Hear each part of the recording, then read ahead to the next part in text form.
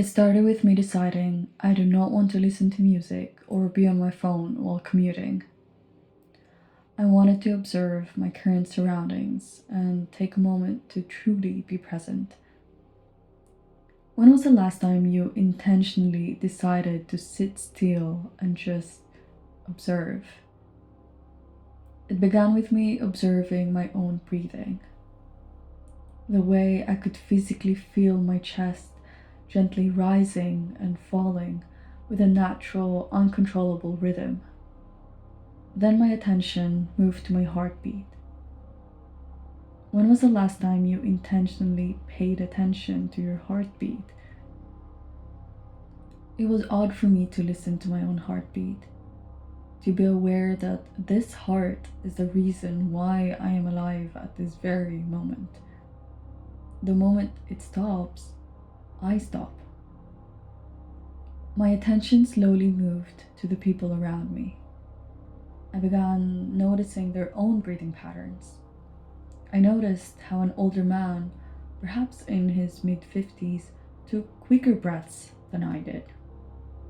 Instead of his chest rising and falling, his whole torso moved subtly.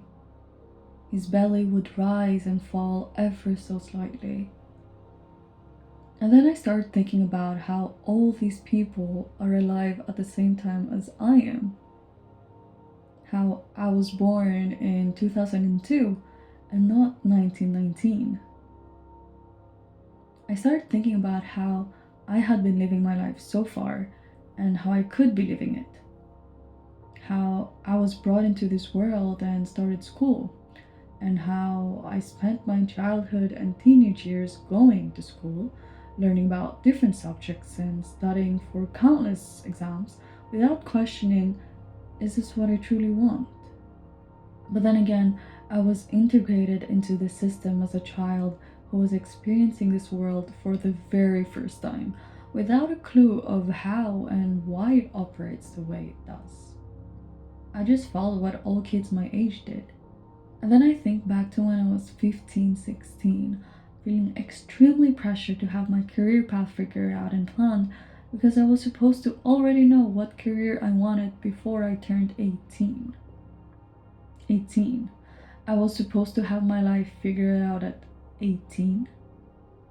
The older I get, the more I question the way we've been taught to live.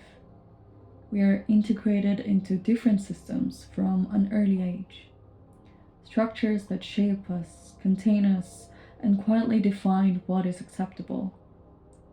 Not oppressive, but limiting. Limiting enough to distance us from our own instincts.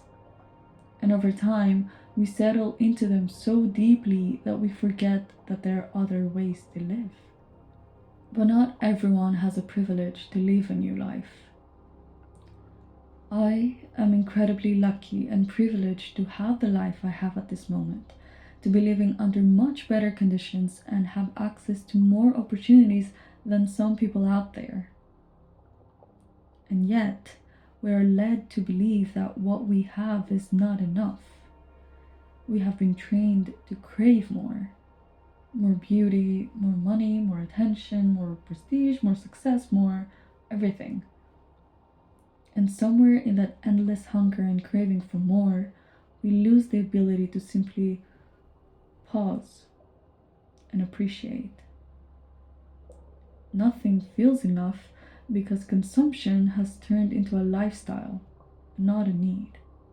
And perhaps that is why I have observed that many people have so much and yet still feel deeply empty because the things that they have were never truly their desires to begin with. I had to question and re examine my core beliefs and desires many times before. Beliefs and patterns formed in childhood that quietly shape the way I live my life and how I view my reality. Especially those limiting or destructive beliefs that I subconsciously used to limit or sabotage myself or my own growth.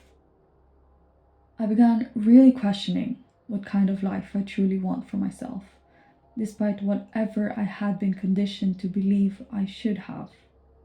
I want a life full of peace, kindness, gratitude, appreciation, and love.